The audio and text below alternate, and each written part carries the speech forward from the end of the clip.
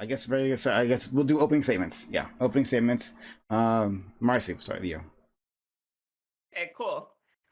So in doing preparation for this, I had like a bank of statistics because the death penalty and the abolition of such has been an issue I've been like deeply interested in for as long as I can remember being politically active.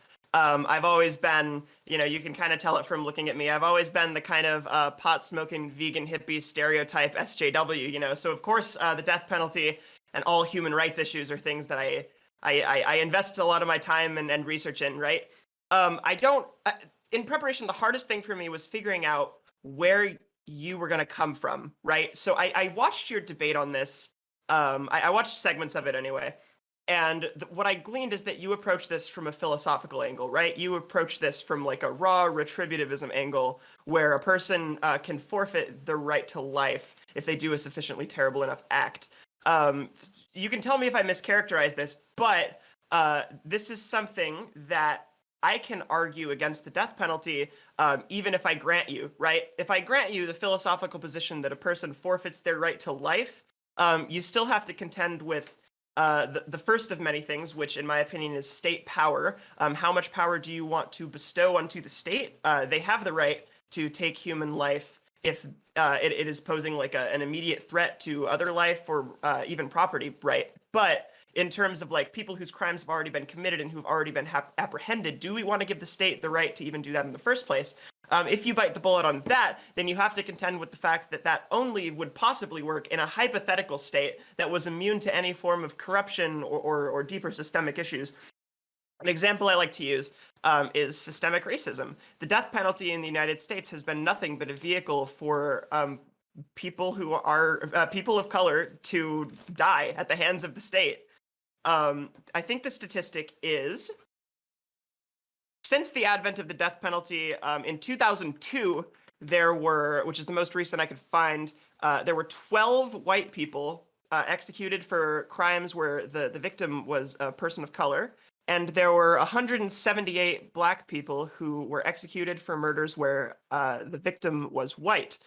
If we look at this in terms of like the crime statistics, the number, if it were proportional, would be about 2.2 times higher. But the number as it stands right now, or at least in 2002, the gulf has widened since then, is 15 times higher, rounding a little bit.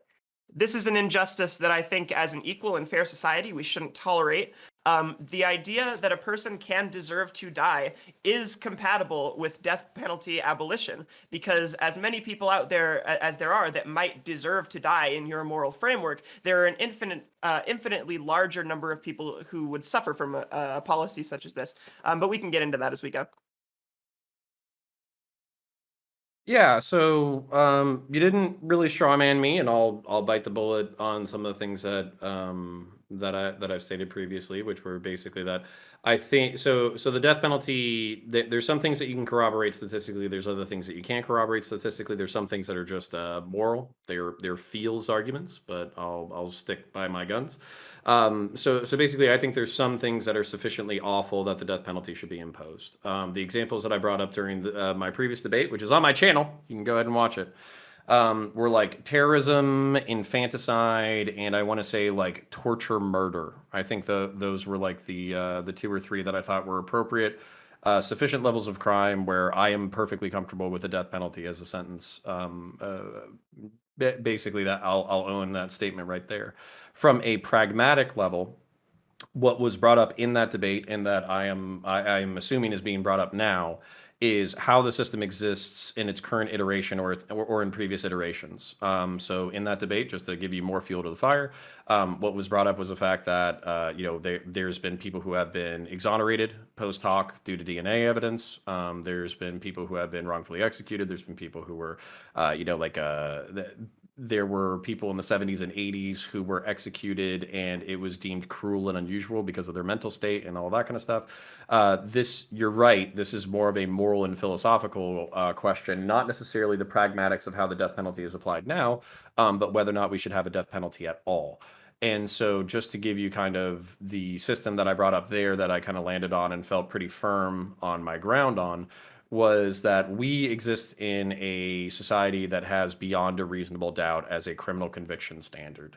I think that's a great conviction standard, innocent until proven guilty, as much as in the past I've hemmed and hawed about, wanting to be, more aggressive about certain criminals and how the state attorney's office fails us sometimes. I think that death penalty, because it's it's an irrevocable, well, hold on, life, or death is not something that you can reverse. So imposing the death sentence has to be, it can't be 99% sure. It has to be 100% sure. So I would advocate for a standard for the imposition of the death penalty greater than beyond a reasonable doubt, and kind of impose a standard of beyond a shadow of a doubt. So you literally have, DNA evidence, you have corroborating evidence, you have digital footprints, you have plans, you have manifestos, you have witnesses, you have confessions, all that kind of stuff. So a death penalty imposition has to meet both of these bars. You have to know 100% beyond like a schizophrenic or psychological break that this is the person who committed the crime, and the crime that is being punished meets this definition of so egregious in nature that it just simply can't be tolerated. And then just to reiterate my 3 examples, so you have them to work with: torture, terrorism, and infanticide would be my capital punishment 3. And I'll leave it there. Okay then. So we'll just jump into it. Okay. So a thing that I find interesting about your position, so you would not impose the death penalty for cases of murder where the murder was done in the heat of the moment, right? You wouldn't, let's say somebody comes home drunk in a rage and he shoots his wife and kid. He doesn't torture him, just shoots him in the head, kills him. All right. Would you impose the death penalty in that situation? Fuck, how old is the kid? Like, so They're not an infant. Let's say they're 12 or something. I don't know. yeah, so infanticide is still one of those things for me, because so the moral nature, the philosophical nature that I'm kind of getting at is that there's a certain level of like defense or defenselessness. There's a certain amount of innocence that I think warrants a particular moral indictment. I think that if you have 2 people, it's understandable in a different moral context. If you have 2 people who are capable of defending themselves, they're both like partially responsible for the instigation, but then one of them kills the other one, and it's not self-defense. This is both a situation in which both parties could have backed off. They were both adults. Maybe they were both intoxicated, all that kind of stuff. Then that is still murder. But that is morally contextually different than killing a creature that doesn't have the ability to defend themselves. So for me, the defenselessness of children is kind of what gives me the moral weight for infanticide. So if a drunk murderer, or if a drunk man came home, his wife had cheated on him, this, that, the other, and in order to punish his wife and punish his, family who found out that, she was cheating on him or something like that, he killed both of them. Yeah, I mean, if I was the state attorney's office, I might go after the death penalty in that case. So yeah, infanticide would still, even at 12 years old, it's kind of like the moral evaluation of Right. like So if there was no kid and he just killed his wife, then would you impose the death penalty? No, I mean within my own framework. Assuming they live in a blue state and his wife is an adult. Yeah, sure. And then yeah, but then let me throw a caveat on here. So for instance, like I still think more murder is unequivocally bad. So in this case, I'm assuming we would need to be going for depending on circumstance, 20 years to life, and if it was egregious, life without parole. But here's kind of where I'm not just trying to appeal to emotion. I'm also trying to appeal to the real world. So there was a case. My wife, unfortunately for me, is a murder podcast listener. There was a case where a man found out that his spouse had cheated on him or something like that, and they had been known for domestic violence issues in the past. And I think, if I remember correctly, he cut out her tongue, scooped out her eyeballs, and left her to bleed in a bathroom for 2 weeks. And she actually, based off of the coroner's report, did not die from the wounds to her face and her head. She actually died due to starvation. Starvation or malnutrition or lack of water or Hey, whatever. Connor, Like Connor, can we avoid the gruesome details? Maybe we can make up points about that, right? I don't know. We're talking about the death penalty, but for you, I'll do whatever you ask me to. Yeah. So, I think that point stands, and for now on, I'll just refer to something like that as torture, because this is what we're talking about. We're not talking about some hypothetical. We're not talking about an ideal. We're talking about basically grievous and cruel harm to another living creature that prolongs suffering for no discernible reason. So then Oh, you oppose, just to cut to the chase of this, you oppose the death penalty then as it's currently applied to any case of first degree murder, whether there was terrorism, infanticide, or torture involved. Because in that situation, we have data to prove that the majority of people who are subject to capital punishment, and the majority of murderers in general, do so in the heat of the moment, in a fit of passion, or in an altered state of some kind. A large portion of them are subject to mental health issues. An even larger portion of them are subject to maybe less severe mental health issues, maybe personality disorders, maybe intoxication, substance dependence, all of these things. There are lots of extenuating circumstances that cause people to kill. And currently, in some states, any of those people who fall into the first degree umbrella, meaning the state can prove that there's like a sufficient amount of premeditation, are subject to the death penalty, right? So if you're arguing that in a hypothetical society where the death penalty was only applied to these especially like egregious crimes that you've listed here, then we would be having a different argument. I would still object to the death penalty, but would be having a different argument. In our current society, and every society that has done the death penalty beforehand, it is applied to a much broader range of crimes than just that, including things against the crimes against the state, espionage, treason, things like that. In England, a long time ago, you could be hanged for stealing, you could be hanged for forgery, any number of things.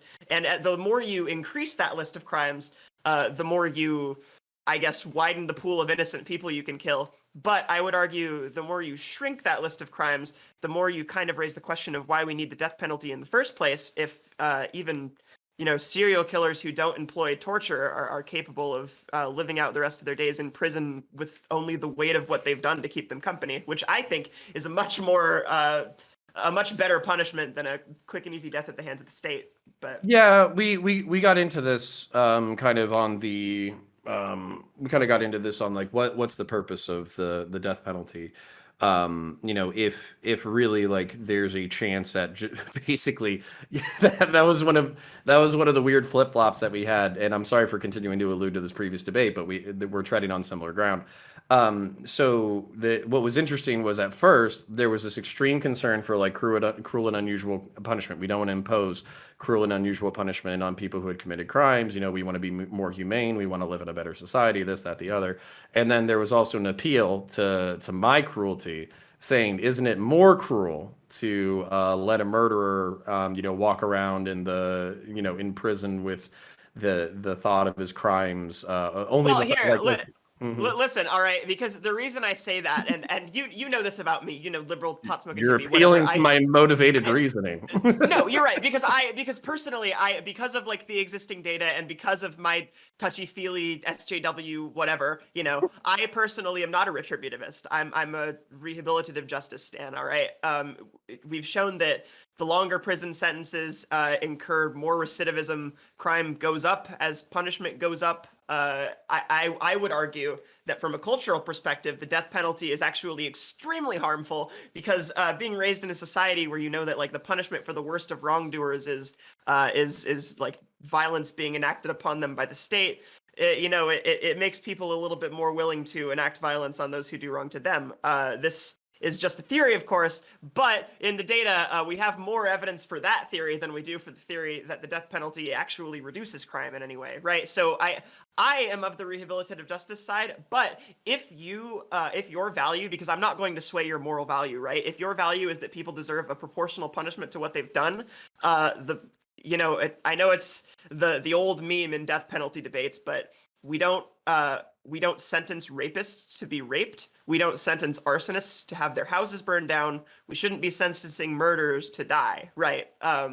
Yeah, And no, I that's think, and I do think I do like I say it facetiously in this context, and I am appealing to your cruelty, but I do genuinely believe that if you are coming at this from a cruelty perspective, life in prison is probably worse than like lethal injection. Yeah, unless it's like botched, but whatever. Yeah, so for instance, this is also came up, and the point is, so when you're imposing this consequence, when you're imposing, basically death on somebody who commits an egregious crime, it is not to induce more suffering in the other person. As an example that I brought up as a parallel, if there's a variety of reasons why people can do what they do. There's a variety of reasons why animals do what they do. So I mean, human beings are animals at the end of the day. So, as an example, if let's use your serial killer example, we could definitely expand capital punishment into serial killing for sure. 100% comfortable with that. And the just as an example, when you have a dog who attacks children or kills children or kills people, that dog can have a whole host of series of reasons why it did what it did. It was raised abused, it didn't get enough food, it was kicked around, it was raised in a bad community, nobody cared about it, it was beaten, it was attacked by other dogs, it didn't understand human connection, it didn't understand human communication. There's a whole host of reasons why we do what we do, but you also don't keep an aggressive and feral dog inside a cage to live out its days for 10 to 15 years, especially if the patterns of behavior are so aggressive and terrible that it's I would argue that the dog almost example done. is sorry. Almost done. And then what I would say is like you at that point, like euthanasia or whatever, is you're putting the animal down to one because you don't want what it occurred to occur again. And then two, on some level, that animal is suffering as well. So you're not trying to torture it, you're trying to end the potential threat to others. Right, okay. I would argue that the dog example is like miles away from the death penalty in humans. We don't you Why? say that there well because you say that there are some like actions that are so immoral, so like twisted and gruesome and immoral that they can cause a person to forfeit their right to life, right? We don't apply human ethics and morality to animals.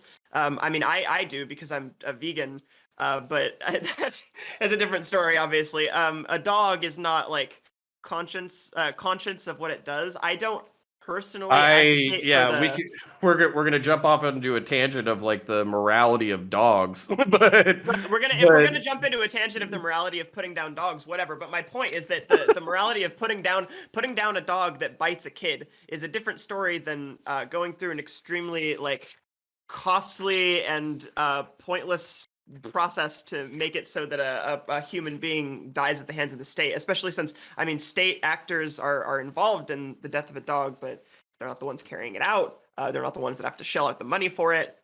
They're not the ones that have to pay for a policy that ultimately, and I am appealing to cost right now, not because I think that things that are expensive are bad. I don't. I'm pro universal healthcare, but because I think things that are expensive and don't prove to actually do what they're like setting out to accomplish are bad, right? If you're Mhm. paying 1.43 times that the cost of imprisoning a person for life to kill them after a lengthy appeals process, it's not like you're putting down a dog. You're dedicating a ton of state and local resources into what is essentially like something to appeal to the vindictive nature of society, which, as we've shown in societies like this, normally doesn't shake out in favor of ethnic minorities. So it's Well, rough.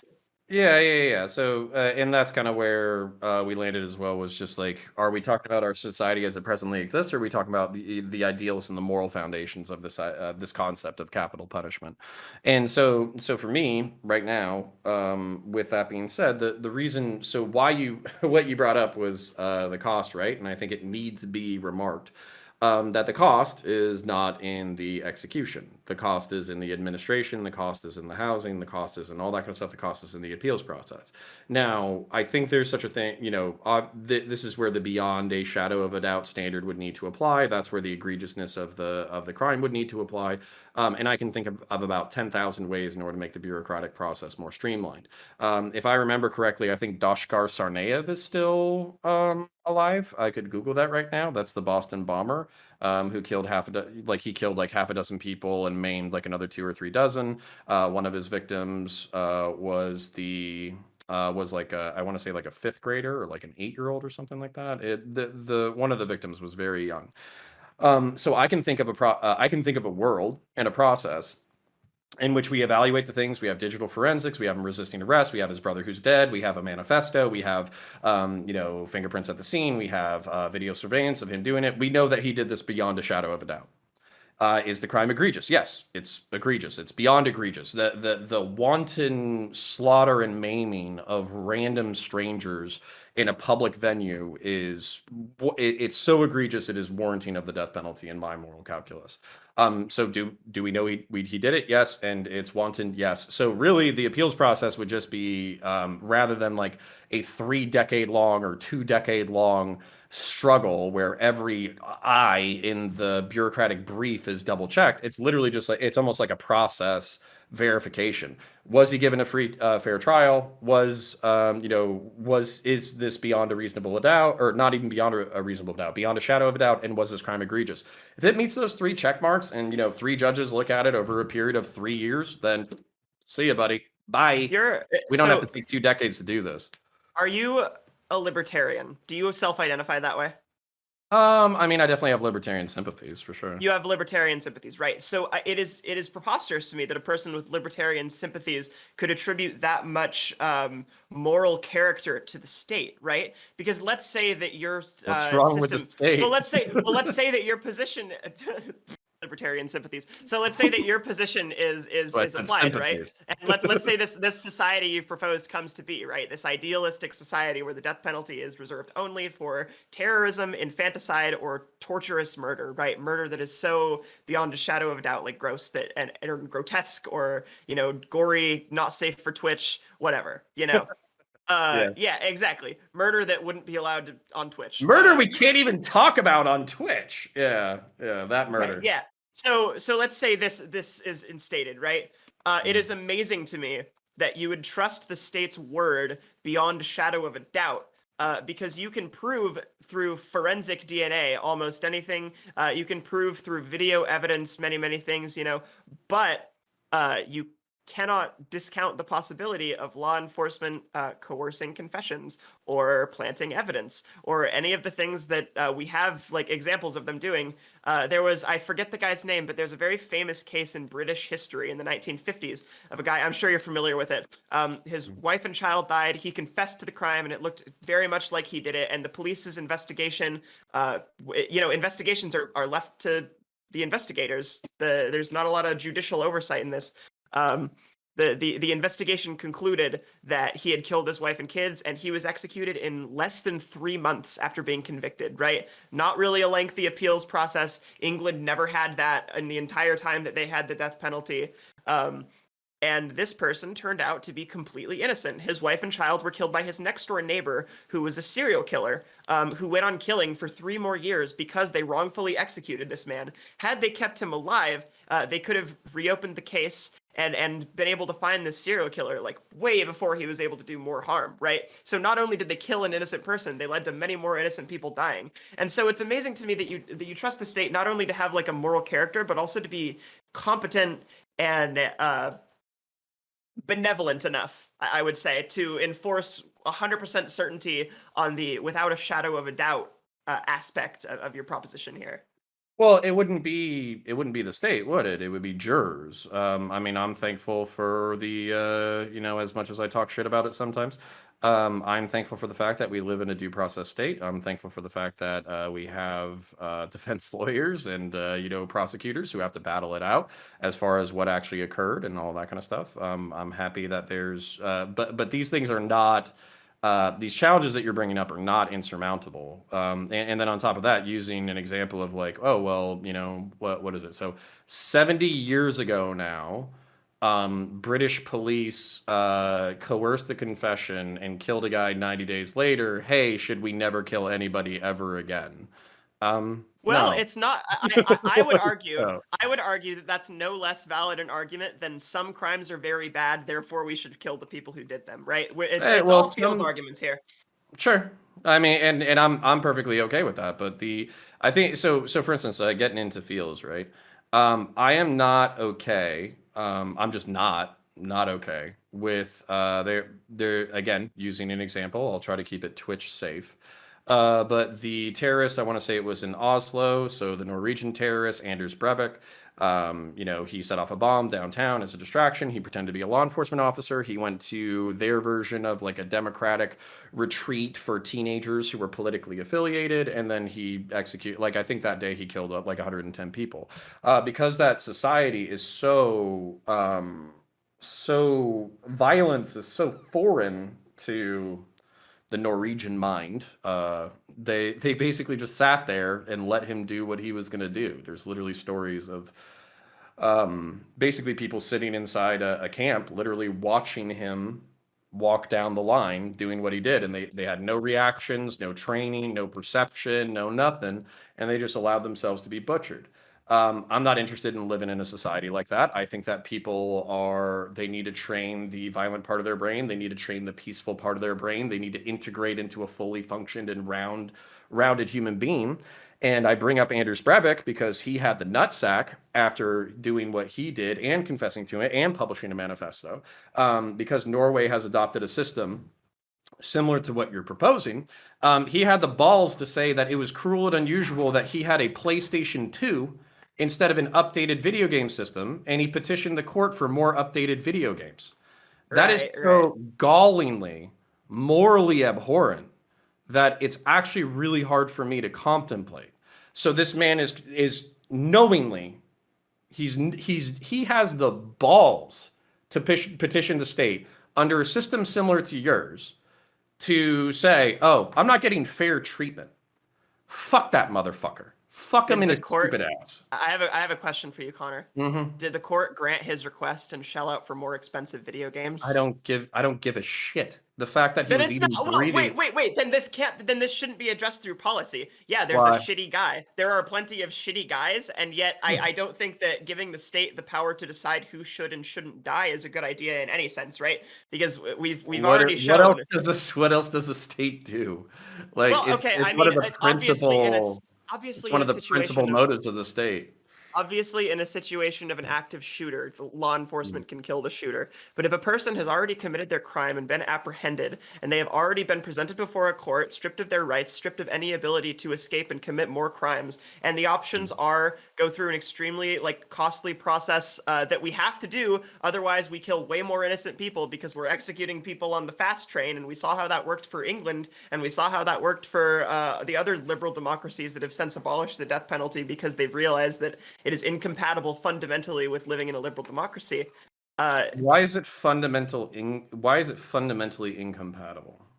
Because a liberal democracy promotes the idea of fairness and equality, and the death penalty will never be applied fairly when people, state actors, jurors, or otherwise, are subject to societal biases, right? If we were to have an idealistic society where nobody had any predilections towards preferring the treatment of one group of people over another group of people, nobody had any weird hangups about morality or killing people, something like this, then you could have the conversation. But even then, in that society, you might not have such a crime problem. And we've shown also, and it's not just this is me saying this is not just the current society, right? We've seen in just about every society where the death penalty has been implemented that its use has largely been unfair, discriminatory, in some senses careless and callous, like in Britain where they executed people for forgery. In other cases, costly and bloated and ineffectual, like what America has done. It just doesn't seem to vibe well with non-authoritarian top-down hierarchical societies. And even then I would argue that it's cruel, but those societies are bad in general. Yeah, so I mean, but this is kind of my thing. So you're bringing up, and I think correctly bringing up, problems, to put it lightly, problems in the system, problems in the way things are applied, problems the way in which things have applied in the past. I think that's fair. But we as humans improve systems as we go along. So for instance, I think the Innocence Project was something that was brought up. I think it was brought up that there were a few hundred cases that were basically people were exonerated by DNA evidence, and allegedly, according to the people who cited the source, they exonerated They did not commit the murder. It was somebody else. So a few hundred people, the way our system is supposed to be set up, right? It's like it's better to let 10 men go, 10 men or 10 guilty men go free than to convict a single innocent person. At least that's like the philosophical foundation of our judicial system. And I understand that. I'm good with that. But I also don't think it's incompatible to say that there's some shit that's so fucking egregious that the penalty for it is death. It is the termination of your existence. You did not value the existence of your fellow beings, whether human or animal. You did some nefarious fucking shit that made even people on Twitch, as degenerate and fucked up as they are, blush. And as a result, you just don't deserve to fucking live anymore. We figured out a process beyond a shadow of a reasonable doubt, like beyond a shadow of a doubt. You're the one who did this thing. And on top of that, we figured out a 3-year process instead of a 15-year process. That way, your appeals process cost $500,000 instead of $1.5 million. That's perfectly fine with me. And on top of that, like, so here's the other thing too. Like, if the death penalty is shitboxed in the next 50 to 100 years, I'm not going to take it too personal. I'm just going to assume that all the progressives won, bunch of fucking assholes they are. But at the same time, when our version of Anders Breivik is bitching about his fucking PS2 or whatever, I'm going to fucking say, this is a moral horror that you have visited upon our society, because in an attempt to fucking reform the system to such a degree that we now allow these people to fucking live, you are now giving them chances and opportunities to inflict such grievous moral harm on this society that I barely think it's worthy of defense. And that's kind of where I'm at mentally. Is there's basically people have to be invested in the social and intellectual and philosophical defense of their societies, and I am not interested in defending a society that allows Anders Breivik to breathe. Fuck that. Fuck that guy. Fuck that motherfucker. I understand, and I oh, it's so hard, but I will point out that this is a feels over reals argument. I won't take it personal. Don't worry, Marci.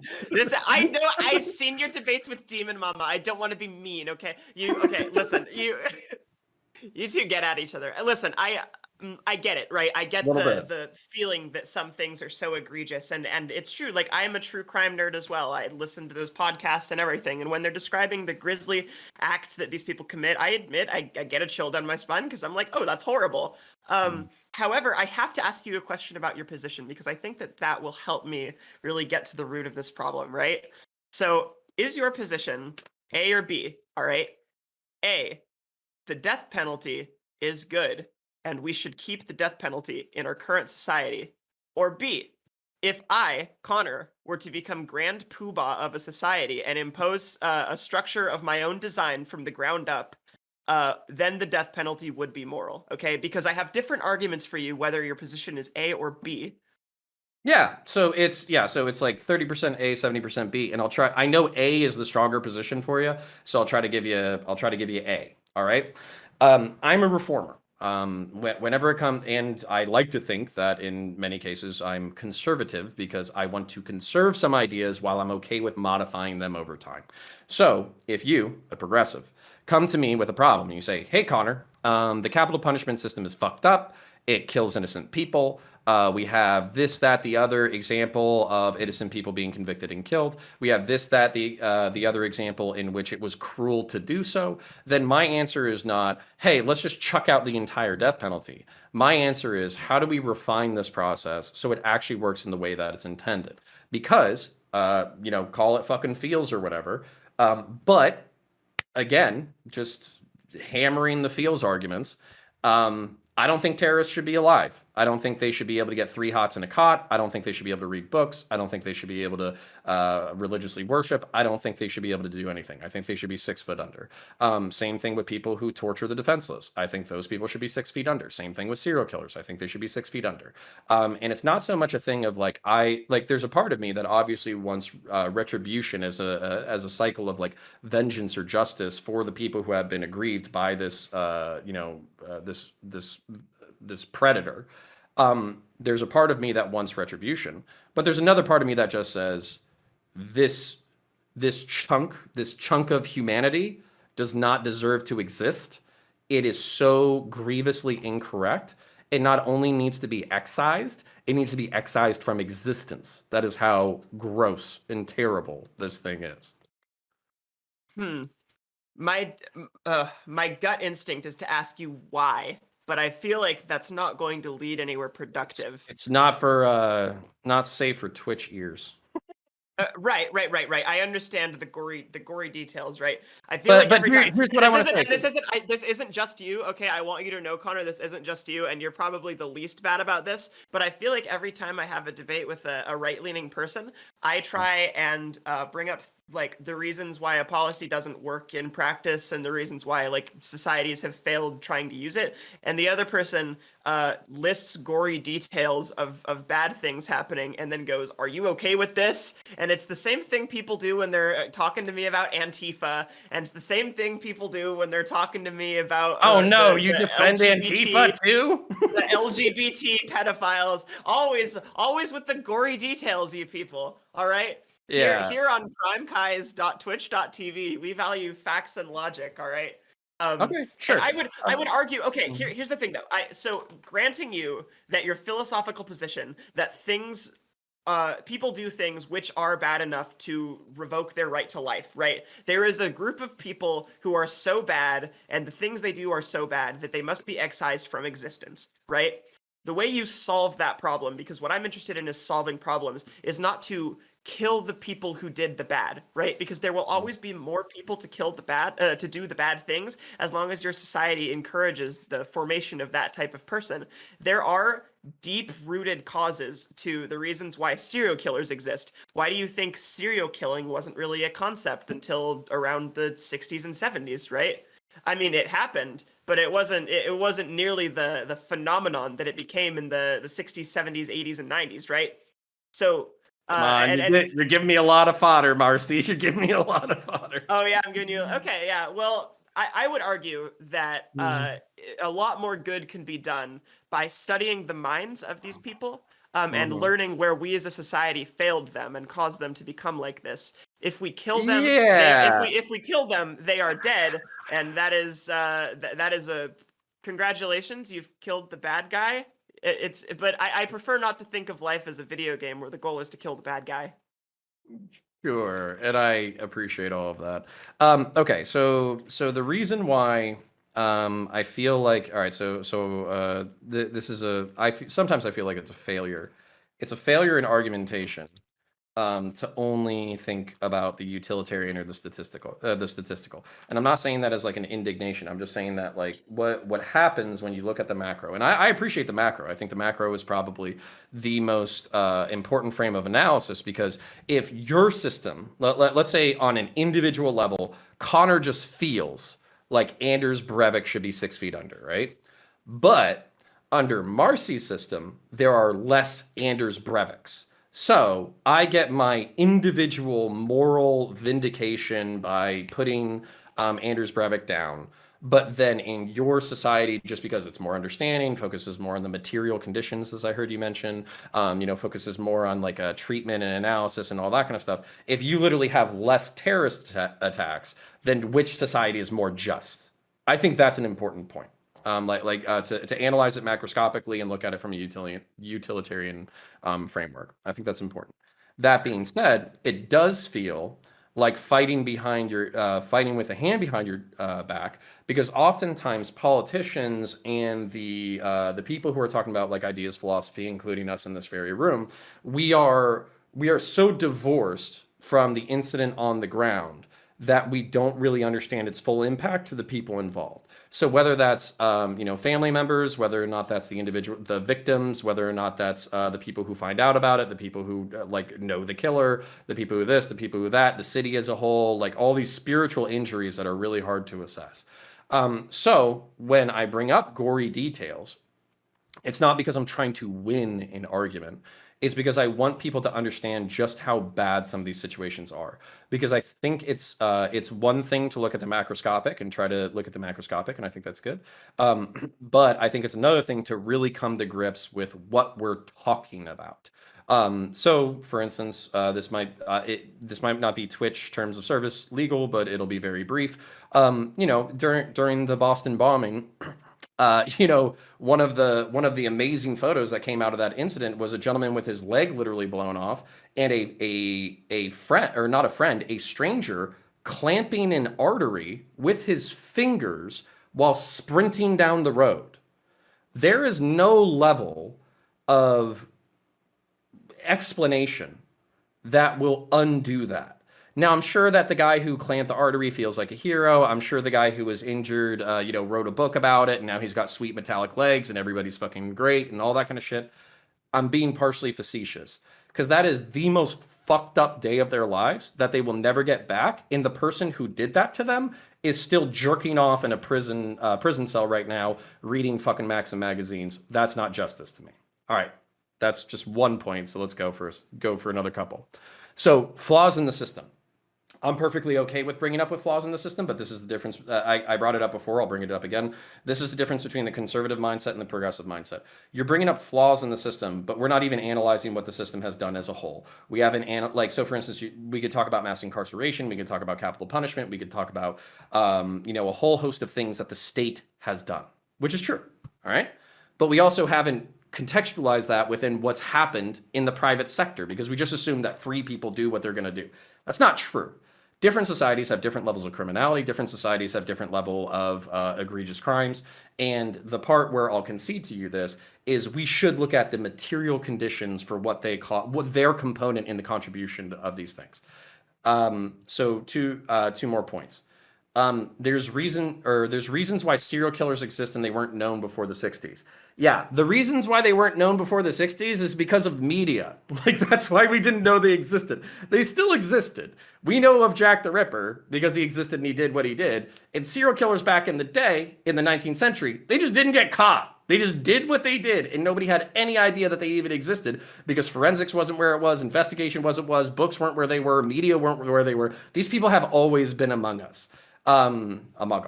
So one of the things that you said that I think really nails it on the head is, where did we fail them? That is an interesting statement. And I am perfectly okay with analyzing the material conditions. So from a utilitarian lens, we can reduce the amount of serial killers that exist within society. I am not okay with a moral framework in which Doshkar Tsarnaev and his older brother put a bomb in the middle of a crowd, knowing that they're going to kill civilians, knowing that they're going to kill young children. And then you, the liberal progressive, who I love dearly, but you, the liberal progressive, says, what could we have done to stop them from doing this? Fuck that motherfucker. Fuck him in his stupid ass. He did so much. Like, there's so many moral bridges that have been crossed when you talk about mass slaughter of people you don't fucking know. I don't give a shit what fucking inputs he had. You want to study it microscopically? Let's do so. That dude deserves to be under the fucking ground. Period. Okay. Well, let's study it microscopically then, Connor. I'm very, Macro very glad. or micro? Microscopically. I'm very, very glad that you brought up the microscopic and the effects on the families and loved ones of these people. Because in one of the only surveys I could actually find, because there hasn't been a lot of data published on this, but the data that we do have, let's look at this here.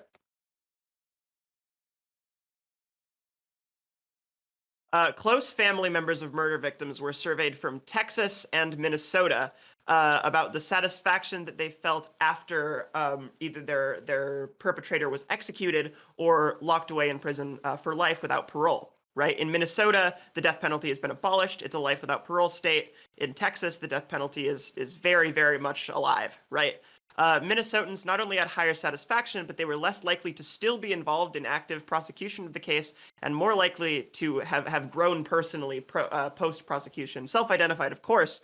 And this might be feels data in a way because it's data about the feelings of people. But if we're talking about the way these crimes microscopically affect people, it does not seem that the death penalty actually brings much closure or justice to the families of these victims.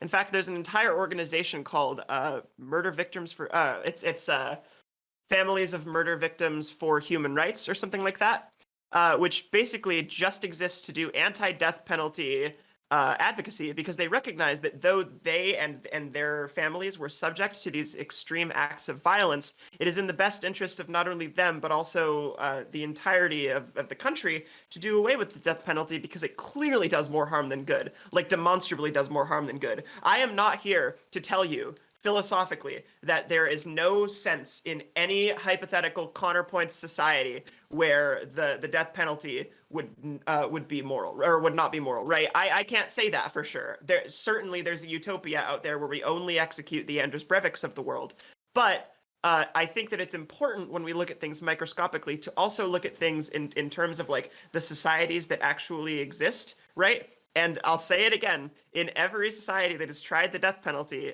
that hasn't been like a top down single party state, it's been abolished. And the United States currently is in the same league as China and several other authoritarian countries. And even Russia has abolished the death penalty. The UK, Canada, lots and lots and lots of European countries, right? And you can say we have a different culture from them, and sure, but I would challenge you, right? A serial killer I've done a lot of research on, Ted Bundy, my community knows I talk about this guy all the time, was the product of child abuse, rampant misogyny, like all of these things, right? That shaped him into the kind of twisted mind that he turned out to be. And did this man have underlying mental health issues that may have been with him from birth? Yes, a lot of serial killers do. A lot of serial killers sustain head injuries. A lot of, we don't know how people get into these situations. And I'm not here to play devil's advocate and say that like, well, we need to protect the rights of serial killers because they're people too and they've been through it too. But I do think that a smarter way to address the problem rather than just kill the bad people is to address the societal root of problems that drive people to these points. It's similar to what I said about our discussion in the gun debate, where I don't think banning guns is smart, but I do think addressing the cultural aspects that lead people to have this like hyper toxic gun culture where they go out and kill people should be addressed. Okay, so we had agree. Let's just concede addressing the material conditions. Okay, this is like something that I wish like conservatives would stop. Would just fucking stop. Like I just wish they would just stop. Like pretending like so nature versus nurture. Guess what? It's nature and nurture. So if you can create an ideal nature in which human beings can basically thrive and all that kind of stuff, their material conditions are met, they feel like they're engaged in their society, they feel like they have spiritual fulfillment, that you feel like they have individual fulfillment, like all that kind of shit. We agree on this. We might not agree on how to get there, but we agree that the variables that we can control in the material conditions should be controlled, right? So that part of the argument we don't like. We could address it again, but I'm just saying like that part of the argument we disagree on flat out. The reason why I started smirking a little bit when you were talking about Ted Bundy is because I'm pretty sure fucking Ted Bundy was already under fucking prosecution, like escaped the fucking judicial system and beat like fucking a dozen girls to fucking death with a lead pipe, like while he was being fucking processed and shit. Like here's the other thing about part of the issue. Well, that's another reason I bring up the issue with this. If there are people who are so demented that like regardless of how many times they escape the hand of the law and continue to kill, like if there are people who are at that point, the best thing to do is not to kill them. It is, surprise, to study them, because there is something clearly fundamentally broken about these people. Okay, listen, I will study that motherfucker with a scalpel, Marci. Fuck that shit. Like, Jesus Christ. Fucking Ted Bundy should be fucking alive today writing his goddamn memoirs. Fuck that shit. All right, sorry. Anyways, I know I have a lot of feels arguments, but I feel quite strongly about them.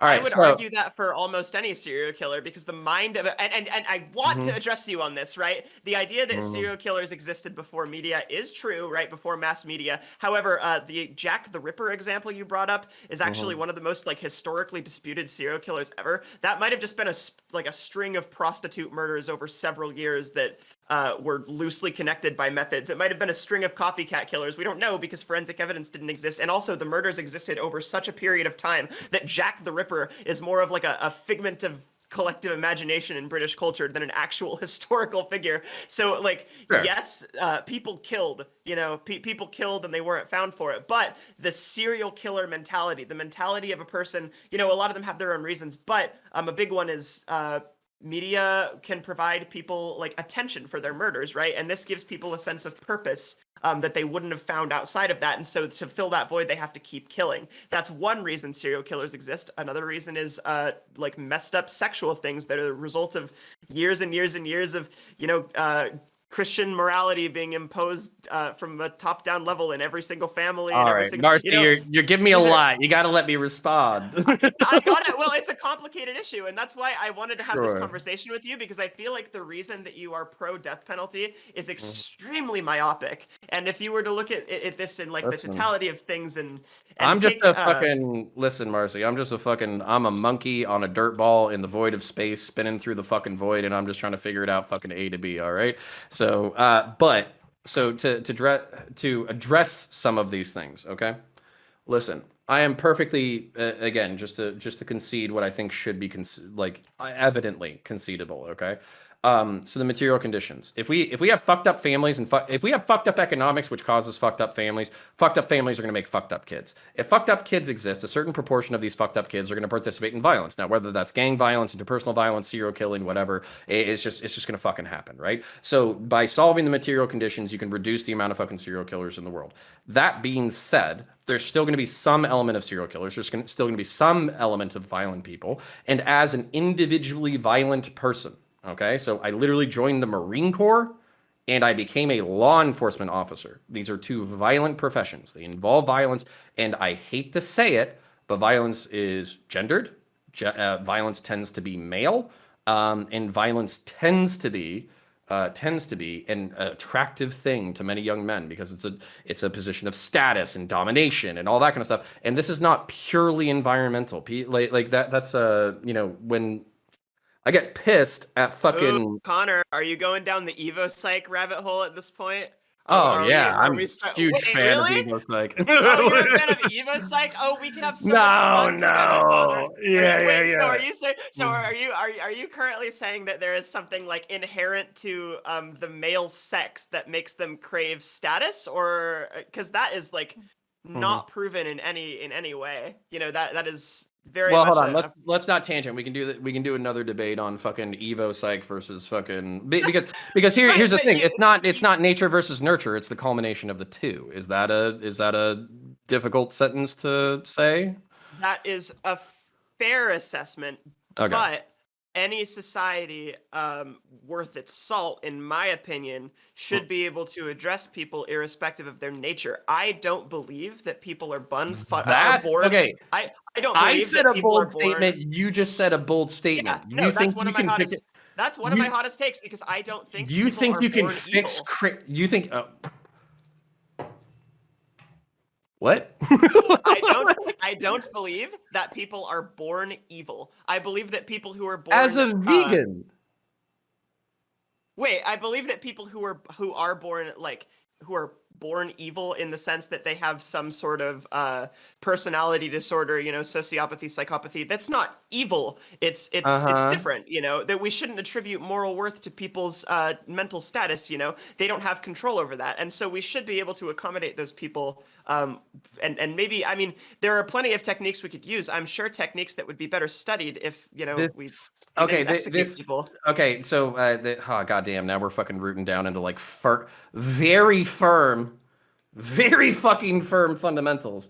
So, are you a determinist? I don't know. I am not up on my philosophy enough. No, a determinist just mean just to explain it very briefly. It's kind of like the world is kind of like I don't know. It's a train on fucking tracks, right? Like no, I'm not a determinist. No. Okay. All right. Cool. So we do have even if free will is an illusion, and the universe will unfold as it unfolds, we do make choices. Is that? I don't know. You tell me. Yes, we make choices, but those choices shouldn't necessarily, and I'm careful when I say this because I know that there are people who choose to do terrible things, shouldn't necessarily be attributed to some like essential defect with a person. People are primarily products of their environment, and that should be taken into account. That's not to say we should treat people with kid gloves. We need a justice system, obviously, but this kind of like essentialist myopic view of morality as some people are just born bad and there's always going to be people that are born Oh, bad, I think is oh intensely no. flawed. I think it's Oh very no, flawed. Marcy. I'm a cultural Christian. I think all people were born bad. Oh, Okay? well, okay, right. Oh, legalist Connor over here. Yeah, no, Legalist but counterpoints. okay, but this is what I mean by that, okay? Because you've given me a lot of fodder. I want to give you some fodder too. All right, fodder me. So what I mean by that, like I'm not a hyper religious person. I was raised in a very strict Christian household. I understand Christian morality. I read a little bit of philosophy. Not the world's smartest person, but I try, right? So what I mean by that is that I think that when you are born as a sentient creature on a planet and you're like an omnivore, right? Like you eat meats, you eat veggies, all that kind of shit. There's a certain level of killing and there's a certain level of material harm that has to befall other living and sentient creatures in order for you to exist. Now, you can like as a vegan, I'm sure you can minimize that damage. So you can reduce the amount of animal suffering that you're inflicting on the world, even if you're doing it for health reasons. Like a vegan diet reduces the amount of animal suffering in the world. And I don't differentiate like human beings. Like I think there's like a degree of like moral value that humans are at the top of, but at the same time, I do not view animals as having no moral value. They might have less moral value, but they have some moral value. So I think just through existence and the need to destroy in order to continue, the need to destroy in order to perpetuate, automatically means that human beings, regardless of their benign orientations, have to participate in some level of destruction in order to perpetuate the species, basically. And I would view that destruction, while not necessarily evil from a human perspective, could be viewed as evil from other sentient beings' perspectives. So slaughter of animals, environmental degradation, the loss of rainforests, like all that kind of stuff. These are all bad, even if animals can't conceptualize morality in a human sense, right? So I think humanity is born to some degree good and evil, and we try to balance these moral frameworks as best we can, and we try to make it from fucking point A to point B as best we can. And when there are people who, because I'm not a determinist, I think the universe could be unfolding the way that it's going to unfold no matter what, but I do think that individual actors have choices. When people make egregious choices that are so beyond the pale that they're basically signaling that they're fundamentally incompatible with the rest of the human race, I am okay with accepting that signal as you are incapable of being compatible with the rest of the human race and saying, see you in the fucking void, buddy. I'll fucking catch you in 60 years when I die of cancer. So the idea that we should kill these people instead of locking them away from society, where they can no longer like do harm or interact with the vast majority of like the people in their society, you think that? So is that just like a random choice on your part? Do you just like No, have it's a not. bloodlust, or like I? Yeah, a little bit, but it's not just that. It's also a certain level of what I view as like natural or natural justice. So for instance, like Anders Breivik, as I brought up, that gentleman who tortured his girlfriend, as I brought up. These are not. If we were to look at like human beings from like a naturalistic perspective, these are human beings who like 30 years, or not 30 years ago, 10,000 years ago, this wouldn't even be a conversation. If somebody did the things that these people did, if they walked into the marketplace and gutted 10 people right in front of you, it wouldn't even be a conversation. You and 10 of your other tribesmen would walk up, hit that guy in the fucking head with a rock, and you would throw him out where like the Panthers hang out. That's what you would do. So like You're for me, so on this specific issue, you, sure. and I'm going to call you on this. On this issue, you argue for a return to monkey, but I've not heard you argue for a return to monkey on many of your other arguments. So I'm wondering what makes the death penalty such Depends. a I don't know. What are my other and arguments? I would say too that I think it is justified to kill somebody going around gutting people in public. It's the question is that when we have like agencies that are dedicated to enforcing the law and they have apprehended this person and taken them to a courthouse where the system then decides what to do with them, I think that the option of killing them should probably end with their capacity to do harm. And I'm backed up by this, not only in my utilitarian calculus, but also by the only available data we have on how satisfied people's families are after their Yeah, I members of wanted clothing to are address executed. that. I wanted to address that, but you keep giving me these beautiful monologues or dialogues, and I can't interrupt them because they're just fucking gorgeous. Basically demonstrably does more harm than good, and people are still involved in the process. Well, this kind of gets back to a variable that we already discussed, right? Which is basically the fact that the red tape surrounding the death penalty is so fucking time consuming at this point that there are people who are on death row who are dying of cancer. They commit a crime in their 30s, they're dying in their 60s.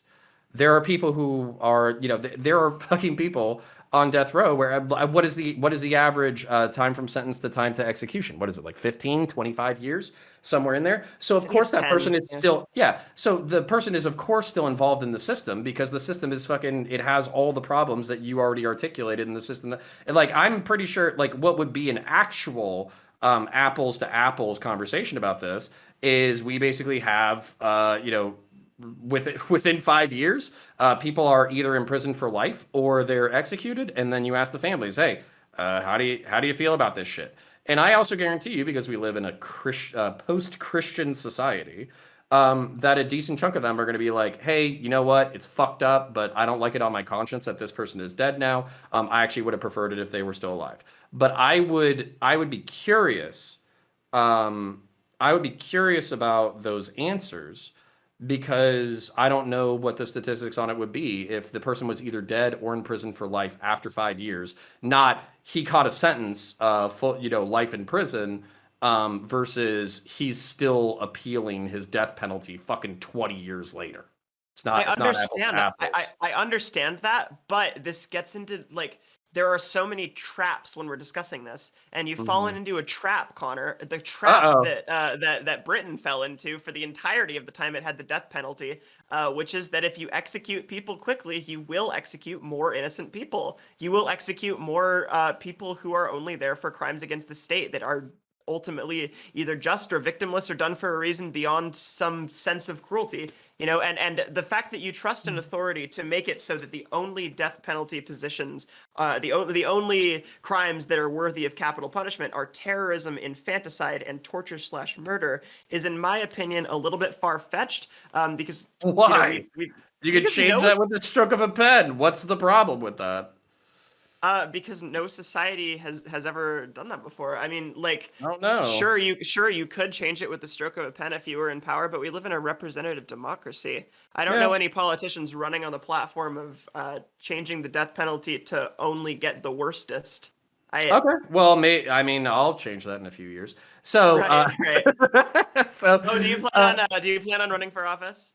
I think my Discord, I have so instead of being a douche and hiding all of my Discord edgy posts, what my community does is they actually quote all of my stupid fucking quotes and they put it into a single place so I can be instantaneously canceled. So I think my Discord DMs will prevent me from public office. I think not that they're like egregiously bad. You're just edgy on the internet, right?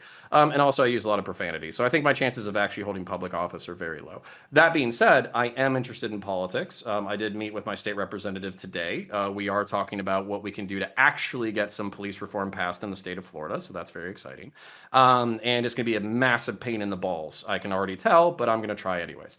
All of that to say that just because a system hasn't existed in the past doesn't mean it can't exist in the future. And on top of that, that doesn't mean that the modification of the system as is right now to my system couldn't even be something that people who are anti-death penalty are okay with as a compromise. Because bear in mind, I've already brought up like two basically two modifications to the death penalty that I could use your beautiful rhetoric about how the death penalty is shitty and it doesn't do anything and it fucks up the families and it just doesn't do what we say it does and like all that kind of shit. It's inefficient. People aren't happy or satisfied with it, and on top of that, we catch innocent people.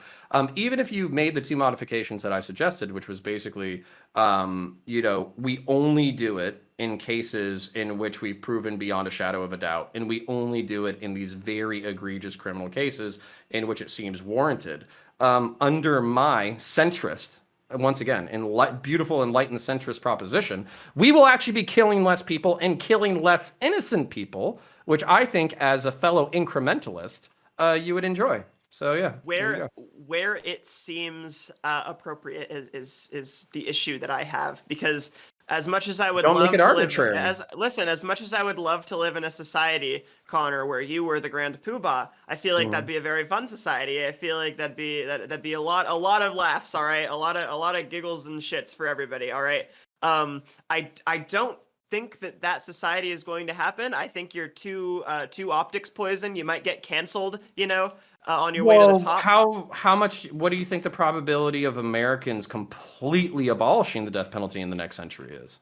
Actually, not that low. A lot of Mm. Americans are coming around to death penalty abolition. Support for the death penalty is the lowest it's ever been right now. Like a Especially because at the end of Trump's term, he went on that fucking death penalty rampage and like sped up the executions of like 20 plus people, mostly black people, just because fuck it, one last fucking bloodthirsty tirade on my middle. way out.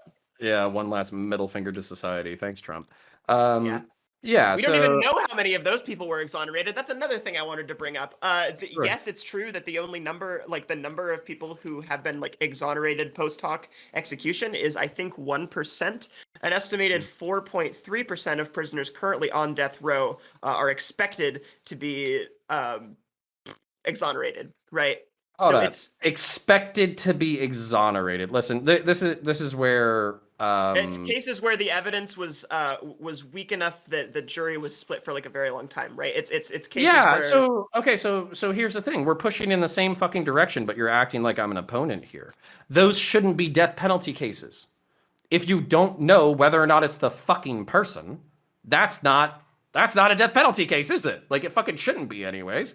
So if you don't know that the fucking person is the person that did it, then fuck that shit. No, obviously not. I'm not like nowhere in my positions have I said, "Hey, I'm super cool with innocent people dying." It's actually my favorite when the state finds random fucking people who are maybe shady, right? Like maybe they've done fucked up shit in their life, but then they just pin a crime to them arbitrarily, and then we kill them for shits and giggles. Nowhere have I said that is nowhere have I said that's my ideal world or a world that I'm interested in defending.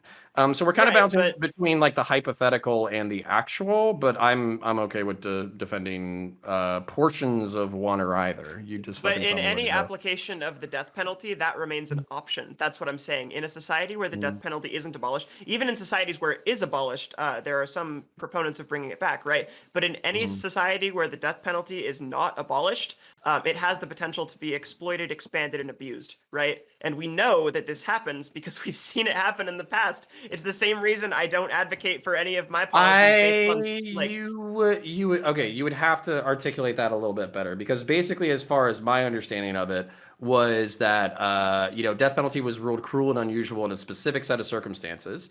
Some people, the Supreme Court basically said we're throwing out the death penalty until you guys come back with procedures.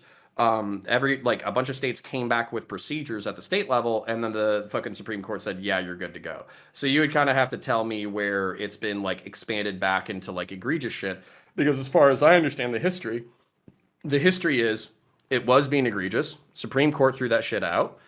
States came back with standards. Those standards are now followed, and then based off of that, the death penalty has been reinstituted. That's my understanding of the history. I so okay. I would argue there are cases in today's society. Thanks for the follow, aristocracy. I appreciate it. Where the person who is convicted of the crime, right? And we can talk all day about the society where only the most egregious offenders are put to death, but Mhm. the fact is, unless you want to like release or retry all of the people currently on death row for crimes that are below that, is kind of odd to me. But so there's something I'm not understanding about your position, and I can't quite put my finger on it. One Oh, sec. Oh, fair. So I'll take this opportunity to rant since you've given me so many beautiful fucking monologues. Yeah, have The at it. Yeah. So basically, here's my position. I'll try to articulate it as best I can. So there are some things that human beings can do as private citizens that warrants the death penalty. So as I mentioned before, my fucking perspectives on that are terrorism, serial killing, torture, murder, and infanticide. Those are the top four that are coming off of the top of my head. The reason why I advocate for that is because I think these are so individually egregious at the microscopic level that the person who commits these crimes is not they don't deserve the life that they've been given. And regardless of previous circumstances, there are people who commit murder in the heat of the moment, as you mentioned. There are people who, basically kill kids through car accidents and all that kind of shit. I'm not advocating for fucking capital punishment for these people. But I do think that capital punishment can be narrowed very specifically to hyper egregious crimes. Additionally, I think it can be the barrier for evidence can be taken to, instead of beyond a reasonable doubt, it can be taken to beyond a shadow of a doubt. That way, not think, not maybe, that this is the person, and then Sure, at but that Connor, point, wait, there's that's no what it problem. is. That's what Sure. doesn't click for me. All right, Why? beyond a shadow of a doubt, and yet in the American justice system, it is the jury that makes its conclusions based on the evidence, right? Beyond a shadow of a doubt can never, like in that context, be like completely proven, right? Because we can have Why? a situation where all of the evidence points in a certain direction, and if you want to increase police investigations, maybe we could talk about that. That's more, but we can have a situation where all of the evidence seems to point in one direction, and then it turns out that the person is exonerated anyway. And this has happened several times before, whether it be through coerced confessions, whether it be through DNA evidence that was planted, or DNA evidence that turned out to be from an unrelated meeting. This has happened before, and I am not typically one to make policy prescriptions based on individual examples. But I think when you're talking about something so serious as the state being able to decide who lives and dies when nobody's life is immediately at risk, it's warranted to look at what can potentially happen, and we've seen what can potentially happen. Yeah, but again, like my issue with what you've just said is you basically said we can't know beyond a shadow of a doubt. Also, so your threshold isn't just terror, because if it was just terrorism, then we could have a different conversation. But it's terrorism, infanticide, torture, and murder, right? Those You four. don't think that they're like, so for instance, like, you don't think nowadays in the age of social media and live streaming there aren't going to be people who literally live stream their fucking crimes? That, like, I mean, maybe, but what? coming. But what? Like, No, let's maybe they let's have a hypothetical. have. Okay, yeah. Sure. Very bad. Let's have a hypothetical. Okay, there is a jury of You could, people, and the evidence is not like without a shadow of a doubt, really to like outside observers from the courthouse, but to the jury, like they are fully convinced, and they don't like the person on top of that because of biases that the people in the jury have. This has happened countless times. I could find individual examples for you, but I didn't do that much prep, right? I can send them to you later. But even in this situation, right, if it's the jury that decides who is guilty and who gets the death penalty, and not the state, because you've already admitted that you don't trust the state with that power, you trust people, as in juries, then hell no. juries. No, I don't trust anybody, Marci. Jesus Christ, don't put words in my fucking mouth. Like, Wait, okay, so then. Yeah, so you're kind of like so hold up. Let me explain this that way. Wait, am I really putting words in your mouth? Because my question, like I asked you earlier, do you really feel comfortable giving the state the permission to like determine what is beyond a shadow of a doubt? And you said no, I trust juries. No. I don't differentiate. This is like the weirdest fucking thing that I think we really need to move past as a fucking society, as like a political community. States are made up by people.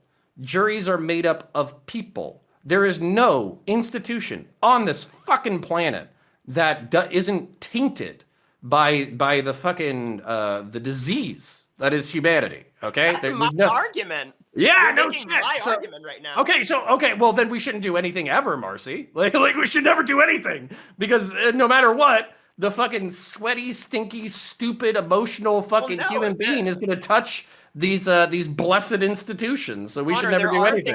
There are things we can do. If it looks like if it looks to a jury that beyond a shadow of a doubt a crime has been committed by a person, and they are ready to impose the maximum penalty, which in my society would be life imprisonment without parole. Then this person is put in jail, right? They can be exonerated later, and they can be taken out of jail, and the person who did the crime can be put in jail. If a person is executed in your system where the appeals process is cut down to 3 years or less, right? You can't bring them back. You can't make up for the thing that the jury did. Do you think even as a layperson on the exterior of a different country, do you think that Anders Breivik is guilty or not guilty? I mean, I am not familiar with the details of the case, but as you've described them, it seems pretty clear cut.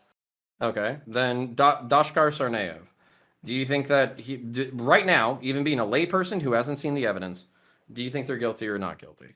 Have seen the evidence for that one. I looked into it, and yes, absolutely guilty.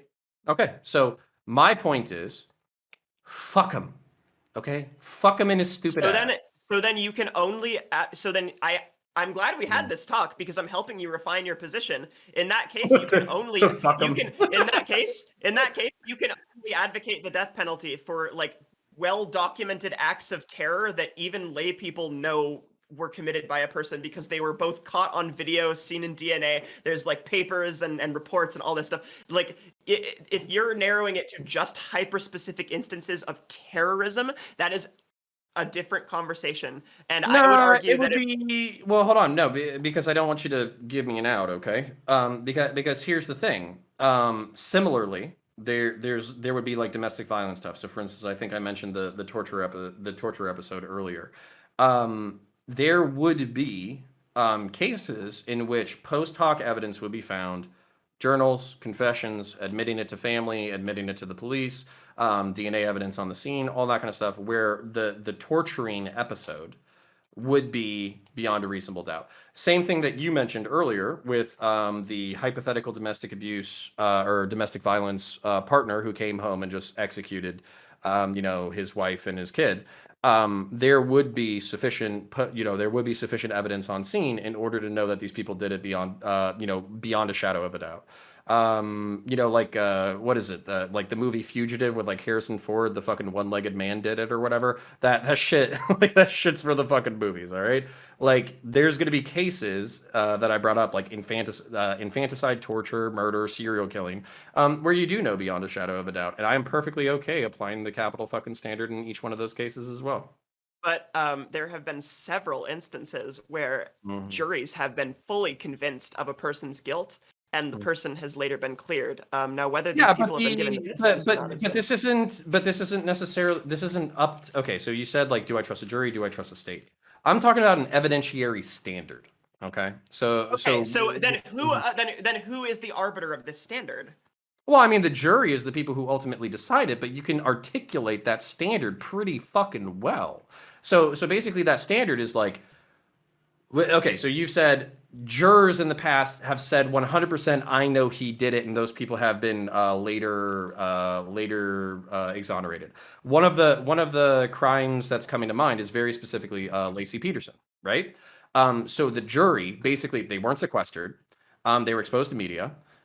This guy like bought a boat like 2 months before his wife died, some shit like that, and nobody saw him going to the place where his wife was found and all this kind of shit. That's not beyond a shadow of a doubt because nobody saw him commit the crime. Nobody saw him at the lake. Nobody saw him dumping the body. Nobody saw him do this. Nobody saw him do that. So at that point, you have beyond a reasonable doubt because he's the only suspect. There's some evidence at the household. He has like a girlfriend that he didn't even tell his wife about. He flirted with her like the day after his wife went missing. There's all this surrounding evidence that basically pushes it to beyond a reasonable, but not beyond a shadow. So it would be an evidentiary standard that you could articulate in legalese. I'm sure Pisco 95 would be more than happy to help us with our legal definitions. And then basically get that standard, articulate it to the jury, and have standards of evidence at that point that are articulable. Okay, so just because the standard is articulable in legalese, and just because we can be held to this standard, does not necessarily mean that every jury will fully comply with this standard. I guarantee you that to the average layperson who doesn't get paid to sit on Twitch and think about these things the way we do, they will hear beyond a shadow of a doubt and beyond. What was that? You're getting paid? Listen, I have my loyal couple of simps, all right, but beyond a shadow of a doubt and beyond a reasonable doubt to a layperson, there's not much difference between those meanings. To someone this is why I'm not a Democrat, because I fucking hate the average person, Lacey or Marcy. This is why I'm never getting elected, because they're gonna clip chimp that part where I say the average American is a Walmartian fucking goon who couldn't fight their way out of a fucking paper bag. Okay. So why do you trust a jury of someone's peers to determine whether or not that person is guilty beyond the shadow of a? Because there's 12 of them, and they can fucking. They can make a semblance between 12 of them. They should be able to like look over their guts at their fucking shrunken fucking penises and try to figure out what beyond a shadow of a doubt means. But like I don't know. Like I would say that I know you're trying to do you hold know on. about the You're Father trying to Patrick Ryan case? dehumanize. Okay, you're trying to dehumanize the American people, Marcy. And right now, I am saying that at least 12 Americans should be able to create one adult human being. And you're saying that 12 Americans cannot create one fucking adult human being. And What do you mean create an adult human being? like an adult human being with like irrational factors that can figure out what words and definitions mean and then interpret those in a way that fucking makes sense. So what's actually funny here is that I am the optimist. I'm the optimist in this situation. I don't know if anybody noticed that. I'm not arguing that juries are stupid because everyone is stupid and subhuman. That's what I heard. That's a weird read of my argument. What I'm arguing is that people have latent and sometimes even subconscious biases. Good people have these biases that lead them to make incorrect conclusions. The case of Father Patrick Ryan, I know this is an individual examples and anecdotes only debate, I love anecdotes. The case of Father Patrick Ryan, this priest was fucking murdered, and another priest several towns over was murdered in an extremely similar way, both of them by hitchhikers. However, the priest had recently engaged in some predatory behavior with a young gay man named James Harry Reyes, who he met at a bar, right? When the man was found, it came out that he had raped James Harry Reyes very recently prior to the murder. The jury convicted him because he was the only person with a motive. He was the only person who had like any reason to kill this beloved figure in the community. He was his DNA was tied to the scene because they had obviously had sex. Like there was semen there. And then later it came out that he was not actually the killer. They haven't found the real killer because they stopped looking and imprisoned an innocent man based on an assessment of his character. It is listed in court documents from the time and from reflections on those court documents that because of the rampant homophobia in this country in the 80s, people were more likely to convict a gay suspect than a straight suspect. Currently,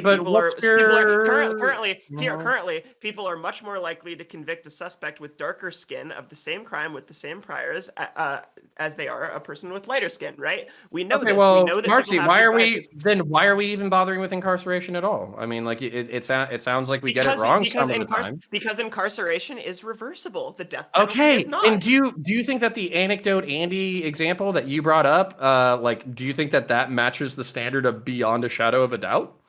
I think that to a certain jury at a certain time with certain pre-existing biases, it absolutely did. Yes, and I think that if you had changed the standard that we're talking about. If you had changed the legalese from beyond a reasonable doubt to beyond a shadow of a doubt, I guarantee those people would have voted the same way because that tiny change of words means absolutely nothing to the average layperson who juries are made up of. You think? Okay, hold on, because you're not giving my idea any level of charitability, and I understand that. It's not your job to, okay? It's not your job to give my ideas charitability. However, I think it needs to be remarked, and I remarked it previously, I'll remark it again. I think people who are smarter than me, who are involved in the fucking, goddamn it, I just snapped a fucking piece of resin. The people who are involved in the judicial system, they can come up with legal definitions and jury instructions that articulate very clearly the difference between two different standards of evidence and two different standards of conviction. I have faith in the youth of America, the young lawyers of this land, to come up with definitions and jury instructions that are clear enough in order to articulate these differences. Not only that, but you brought up cases since the 1950s and since the 1980s. I would submit to you that we're not in the same place as we were in the 1950s and the 1980s. We will not be in the same place by the time we're in the 2050s. Also, on top of that, you've mentioned like unconscious bias, basically like systemic racism, all that kind of stuff. These problems are surmountable. You just don't want to climb them because if we instructed jurors on unconscious bias, if we instructed them on the differences between beyond a reasonable doubt and beyond a shadow of doubt, if we articulated, and by the way, there would be a certain level of crime that wouldn't even meet this criteria. A premeditated murder wouldn't even fit the criteria that I outlined before. So this wouldn't even be a death penalty case. This would just be a regular case in which all What the if flaws that's, that you previously well, articulated had done it. the murder was particularly brutal. It would meet your definition of a torturous murder. Okay. As would a lot of murders that have later been discovered to not be. And it's great that this man didn't get the death penalty, because 20 plus years later he was set free, and now he can live out the rest of his years in a normal life after being convicted for a crime he did not commit. You are proposing, at the end of the day, you are proposing a system that satisfies the bloodlust of people who think that there is a degree of crime that is so bad that you forfeit your life, but that sometimes will, has, and can lead to the deaths of innocent people, right? I am proposing a system that does not scratch that does not scratch the Connor itch, all right? It doesn't scratch the let's kill his ass itch. But what it does do is instill a safeguard for wrongful convictions. If a person is found to be wrongfully convicted, they can be left out of prison. They can't be let out of the grave. This is very simple. Okay, hold the fuck up, because all right, so you're attacking the propensity or whatever, basically the ability of people not to come back. All right, I've already articulated my fucking definitional shit of why or how I would get around that. But if we're not gonna go with that, okay. Here's the other thing that you're not mentioning about your proposed system, okay? If there are standards, like if there's fucking standards, if rehabilitation is a standard, all right? And we have perfect sociopaths who are capable of being very convincing in their emotions, and they're able to convince a prison psychologist that they will never offend ever again. They're truly and deeply remorseful, and that they'll just never do what they did again. There is a chance that under a system that views rehabilitation as its sole goal, or rehabilitation as its main goal, that these people will catch parole after a certain amount of time. Not only is this a possibility, this already happens. And what happens when there are fucking egregious fucking dirtbags who have done shitty things, who should spend all of their fucking days behind a fucking bar, or in 6 feet fucking under? They've been released back into society because they were deemed rehabilitated. And other people have been killed as a result of that misdiagnosis by prison psychologists and prison psychotherapists. So you're basically ringing the fucking bell about people whose standard I'm not even fucking talking about. And I can equally ring the bell in the opposite direction. Connor, do you think that the majority of people convicted of capital offenses or who face trial for capital offenses are perfect psychopaths who are manipulating their way through the trial with 4-dimensional chess? Because no, but right. But the macroscopic. Here's the thing. This is what I said earlier. The macroscopic. Okay, wait. Another thing, really quick. Do you think that if you don't think that this is everybody, right? So we're past that. Do you think that I am advocating for a society where parole is always possible, and it is always possible to integrate back into society regardless of the severity of the crime that you've done? No, Marcy, but I am what is it? It's like the fucking meme where it's like, I like you, but I'm worried about that guy. And then there's the fucking person like ominously standing behind the other person. They're like, look at me. Yeah, like so that's what I'm fucking saying. Slippery slope fallacy. I understand that I'm a slippery slope fallacy to your audience or whatever, because you know I'm very reasonable. Everybody can see you're actually Connor, you are actually not. My chat the entire time has been saying, I like this guy. He's wrong, but I like him. So take that as you will. You're a very amicable person, and I love you, buddy. You're great. All right. Thank you. I try, chat. I try. So despite being a massive fucking douche nugget who fucking fights with lefties all the goddamn time, I try. No. So all right. So basically, here's my thing. There's a degree to which I think like rehabilitation should be a goal. I just don't think it should be the only goal. So for instance, Norway, the place that I had previously been talking shit about, for their treatment of Anders Breivik, because that dude is still 6 feet above, they actually do have like a fairly interesting rehabilitation program in which they do not physically release murderers back into the community, but they do have like a communitarian grounds for, like a communitarian low security prison in which low risk offenders are allowed to live. They're allowed to go outside. They're allowed to work out. They're allowed to swim in the lake. They're allowed to basically get a job. They're allowed to self-educate. They're allowed to get a degree. They're allowed to interact with people in the exterior world through teleconference. They will never set foot in exterior society with normal people ever again because of the crimes that they have committed.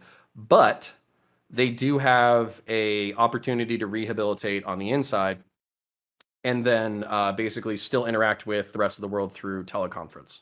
I think that's interesting. And the reason why I think that's interesting is because, so for instance, talking about material conditions, I think there are a lot of, if we're talking very specifically about like foot soldiers for, Central American drug cartels or whatever, a lot of those people would not be murderous bastards if it wasn't for the situations that they were born into. The material conditions have driven them to the violence that they commit on a day-to-day basis, okay? So that person, I think, would be worthy of consideration due to the material conditions and the environmental factors for rehabilitation, right? Because they weren't born a monster. But there's other people. So for instance, let's say that guy committed some drive-by shootings, he killed some people, all that kind of stuff, and now he wants to reform. All right, fine, fuck it. You still get murder one because you've killed 3 people. You're going to be behind bars for the rest of your life, but we're going to let you get a college degree and fucking telework. Okay? You'll be able to telecommunicate with your family. Maybe we can get conjugal visits or some shit. However, same situation. Let's say somebody becomes like a cartel captain. And by the way, I'm not just coming up with these anecdotes out of my fucking ass. These are real people. Okay? Cartel fucking captain. And he decides that he needs to prove that he's big fucking, boss balls. And what he does is he kidnaps the teenagers from a rival gang and he strangles them to death with fucking shoestring and he hands their bodies from a fucking bridge. That guy, 6 feet under. Don't care. Okay? He rose up in the command structure. He kidnapped other people. He tortured them before he murdered them. He murdered them. Justice is he's in the fucking ground. Okay? It's not that we can't rehabilitate people. It's not that rehabilitation isn't an important social function. It's just that there are some things that some people choose to do that are not, that they are only forgivable by God. They are not forgivable by the human race. When you say justice, what you should really say is revenge, Sure. because Whatever you I want. think that's a more honest position. However, I know I'm probably not going to sway you off of the revenge bandwagon, right? But I will say, I am not for this hypothetical society where everyone gets a hug and a pat on the head for their murder spree. I think that there is something to be said for people who are too broken to reintegrate into society, whether that be physically or teleconference or whatever. There are people who wouldn't even benefit from that because they don't have family, because they can't hold relationships, because they're fundamentally broken, right? However, I think that it is significantly better and avoids significantly more pitfalls that could potentially have drastic consequences to lock these people up away from society for life than it is to kill them, especially because we are leaving room for human error, which you have said yourself, that gritty human element can't be, that the disease of humanity can't be erased from structures, right? And I agree with that. I think I was quoting like Agent Smith from Matrix. That's what I was channeling. Oh, well then he has a very insightful position on criminal justice then. Good job, Agent Smith. We love to see it. All right. Many people are saying this, but yeah, so my proposed system is not this huggy lovey whatever hippy dippy fest. My proposed system, at least within the confines of the American justice system, because we are not as radical as some European countries in our social politic, is to just get rid of the death penalty, because it clearly does more harm in our society than it does good. Say 200 years down the line, if there is a society that is completely exempt from the biases and pitfalls of our current society, that wants to impose the death penalty for people who break a social contract that is flawless in every single way, then sure, I suppose in that instance, the death penalty might be moral. But in the instance of like the real world which we live in, it is not proven that way. Tons of people are executed for crimes they didn't commit. Tons of people are executed for crimes that, I mean, you don't even think should be capital crimes. And the people who are executed for capital crimes, we don't always know that they actually committed them. And Yeah, so I just say like, in 5 years after my Discord cancellation or whatever, and I'm running for like the governorship of like state of Florida, you should be like, hey, as a anti-death penalty advocate, I actually advocate for the governorship of Connor Deering because basically he can end the deaths of people who are not convicted beyond a shadow of a doubt, and he can end the deaths of people who have committed less serious crimes. Therefore, while it's not everything that I want, I'm going to go ahead and put my weight behind his campaign, because he's gonna reduce the amount of human suffering in the world. That's what I heard just now. Right. Well, if I thought that you, despite your Discord cancellation and all that odious mess, would make a good governor, then sure, that's for someone to decide. But there are people who are concerned with actively abolishing the death penalty, which would also cut down quite a bit on this. I think I wish though them that luck. yeah, well, if we're talking about a society where people are only given the death penalty for terrorism, which is a thing that normally happens out in the open, where everyone, including like lay people, know what happens, then sure. But there are plenty of situations where people were the victims of the court of public opinion and were given revenge for something they never did. And I think if we base our justice system on revenge rather than actually treating the problem and deterring crime from continuing to happen, we put ourselves in some very risky situations. And it bears out in the data, right? The US's crime rate is higher than any of the other liberal democracies that have abolished the death penalty. Okay, so I was kind of thinking that we were getting to a nice little compromise point where we maybe hadn't changed our positions, but we understood each other. You're not insinuating that these things are like causing each other, are you? Oh no. I'm not saying it's causal I'm not saying the death penalty causes a higher crime rate. I'm saying that we have We're just some violent motherfuckers. That's what you're saying. No, I'm just saying there's no proof that it causes the opposite of that. There's okay. there's, That it's actually a deterrent. That it actually yeah, does anything. that's what I'm saying. Okay. That's what I'm saying. Right. There is more grounds to believe that it's causal, which I don't believe, than there is to believe that it's causal in the other direction, right? We know the death penalty doesn't do anything to deter people from crime, because people, like criminals, are not sitting there weighing the pros and cons of whether or not they do the crime and like whether they'll be killed. I guarantee you, if Anders Breivik had been like, "Oh no, they'll kill me for this," he probably still would have done it. Because a lot of, like, at least American, I can't speak to Norway, but at least American shooters often intend to die by their own hand or by the police. People who do these acts of terrorism intend to die. Nobody will reconsider doing a bombing because they'll be killed for it. So I would like to say it's in no way shown to be a deterrent, even if you think about it logically without looking at the data, but especially if you look at the data. But Marci, you want to torture them inside a prison for years and years and years, and I want to gently. I just want to gently give them as much heroin as they want. On their last day on Earth, they can have a Big Mac and some fentanyl, and they can just gently check out of the universe. Okay, so actually, if you think about it, despite my bloodlust, I am the most humane person in this room right now. Unironically, I'll give you this, Connor. If I were a pro-death penalty, mandatory heroin overdose would probably be the route I'd go, because it seems like our current system is prone to error, to speak lightly of it. Yeah, okay, yeah, okay, and this is what fucking drives me crazy, right? All right, so obviously, bad memes or whatever, but at the same time, it's like, all right, like we have like fentanyl killing hundreds of thousands of people out on the fucking street, and we can't do fucking death penalty because we can't find the right like weird synthetic fucking chemicals in order to do shit. Like just walk outside. Interesting, because when we kill people via the use of drugs, it is best to have medical staff on hand, right? Doctors specifically, because doctors know how these drugs work and they know how to do things in a safe and effective way. But doctors also take a thing called the Hippocratic Oath, so they can't help with lethal injection executions directly. So it's left to prison staff who don't have the proper medical training and who fuck up almost every time. It's actually embarrassing how many people we've killed in horribly twisted and brutal ways with the supposedly most humane form of execution. And it's not like the other ones are much better. We used to fucking burn people alive in the electric chair, and we were like convinced ourselves it's more humane than the firing squad for some reason. I don't know. America's weird, all right? Yeah, I mean, we can definitely agree on that part of it. But I don't know really how long we've been running for, but I haven't really, I don't have any contentions with your perspective, okay? I think that there's a certain level of what's ironic about this is I do view myself as like a cultural Christian. I was raised in the Christian faith, all that kind of stuff.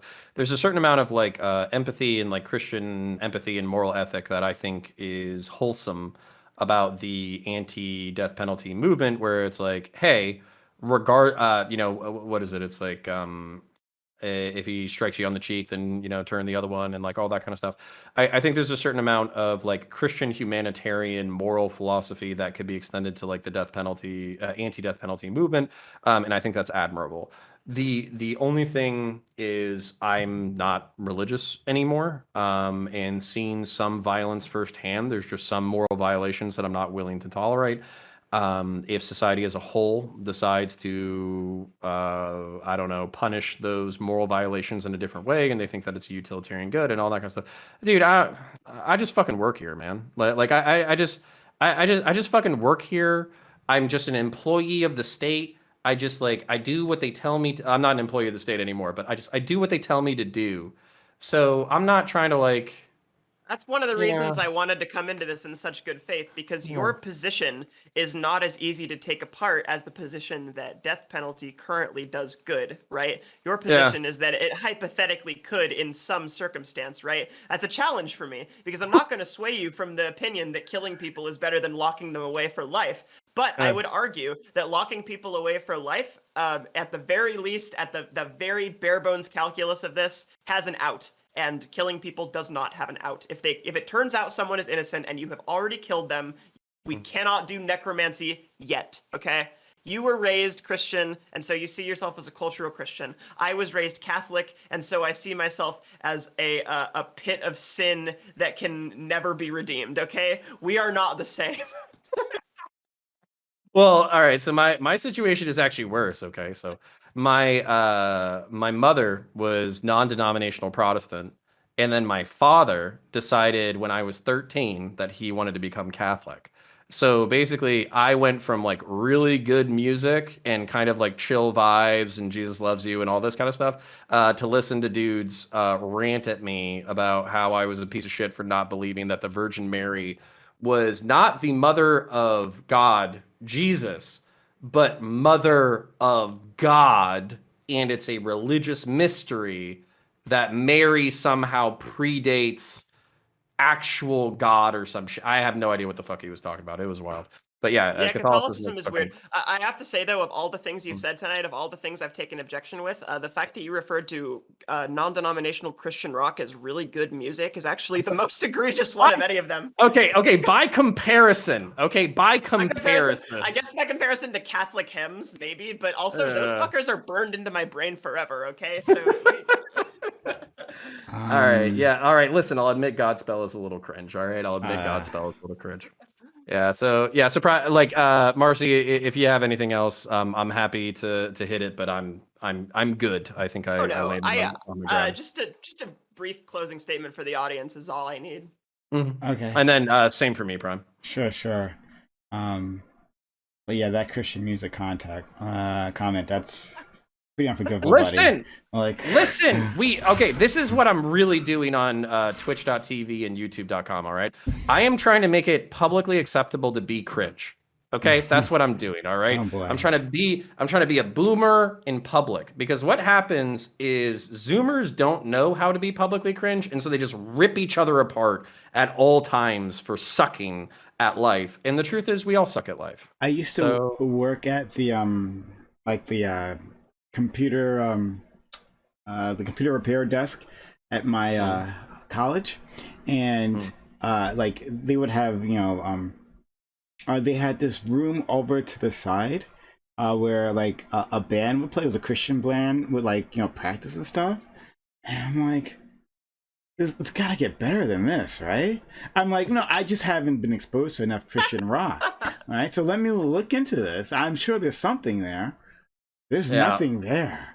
There wasn't anything. Catholicism, listen, all right, Catholicism is great because you get to stand there as an old man on stage, tells you all the reasons you're going to hell, and non-denominational or Protestant Christianity is great because you get to go and listen to some fucking 25-year-old religious studies grad who wears a backwards hat and talks about how much he loves pizza, play his acoustic guitar, about how God's not dead, he's surely alive. Wait, hold on. Is that a real song, or is that just for the trailer? Yeah, that's a real song. Yeah. That's a song by the Newsboys. That's Yeah. Oh boy. Well, hold on. I'll give you one thing that's not cringe. God damn.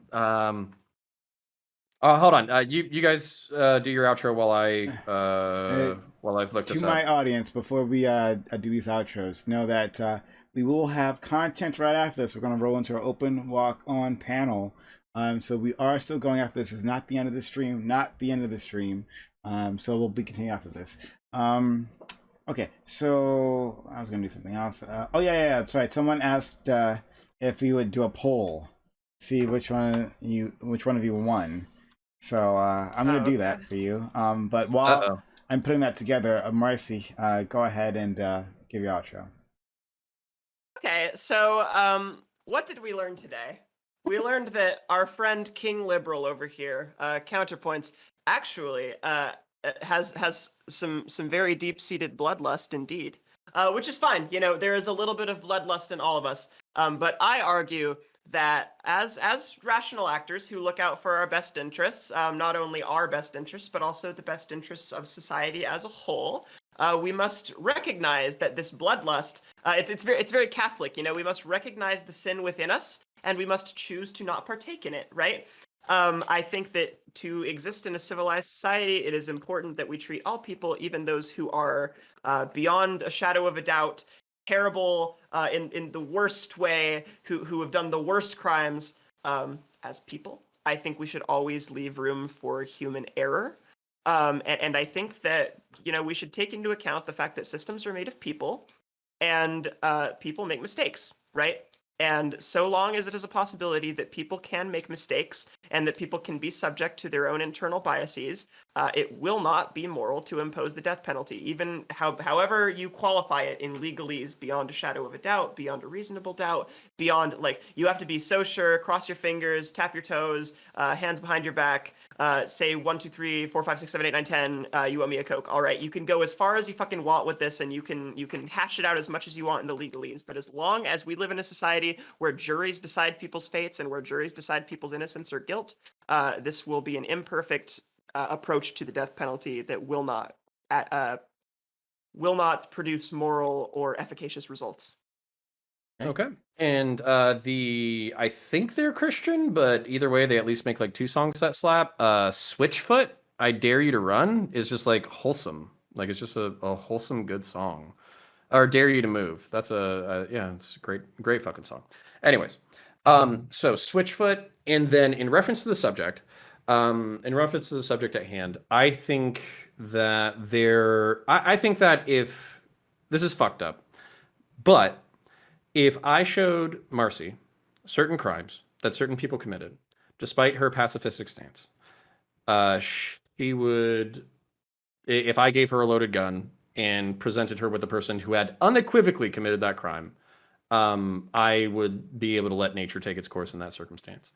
I think there are some crimes, infanticide, torture, terrorism, serial killing, that are just not forgivable on a human scale. If there is a God, or if the divine wants to figure it out, sort that out, they can sort that out. But there's just some things that can't be forgiven and shouldn't be forgiven by human beings. So that being said, there's a lot of flaws with the system as it exists now. I would want to up the evidentiary standard to beyond a shadow of a doubt, basically meaning that we know that this person committed this crime. I brought up 2 examples, Doshkar Sarnaev and Anders Breivik, as 2 polarizing figures who we basically know that they committed egregious crimes against humanity and that they do not deserve to be breathing right now, but they are. And on top of that, so the beyond the shadow of doubt, and then also the classification of just those crimes. So if there was a murder, if it was beyond a reasonable doubt, but not beyond a shadow of a doubt, then it just wouldn't apply. Death penalty would no longer apply. I see this as an incremental step away from the death penalty. That way we still reserve the right to do so, but maybe don't, maybe do it less, maybe have it implemented less. And I'm perfectly comfortable with that on an individual moral level. I don't have some catastrophic prediction that once we eliminate the death penalty, all of America is going to collapse because our social, political fiber is just no longer worth defending. So now America just dies because we no longer have this legal standard. But it is one that I'm perfectly okay with and perfectly capable, not perfectly capable of. I am perfectly okay with defending publicly the death penalty within these niche, addendumed circumstances. So that's pretty much it. And then just shouting myself out on your screen right now, there's my Twitter handle, CONORPOINTS. You should also follow Marci. Marci has an excellent Twitter, which is like 99% based. So you should follow Marci's Twitter as well. And then if you want to find me on YouTube, where I like to think that I do the center right thing pretty well, just you can do !counterpoints or !Connor, CONOR in Prime's chat, and you'll be able to find me. You can also go to YouTube, type in Counterpoints, and search me there.